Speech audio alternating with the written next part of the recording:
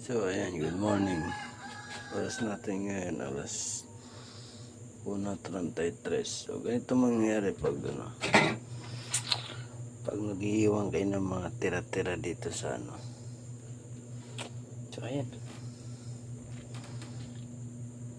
sabaw na lang, walang laman, hindi ba pa. Hindi ba makan, walang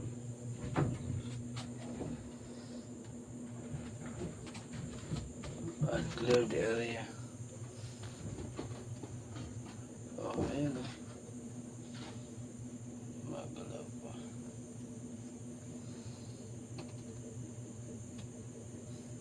Hindi kayo mag-iiwan. Buisit kayo pag nakita nyo kinabangan yung ganito. Huwag na kayo mag-iiwan. Iusap lang.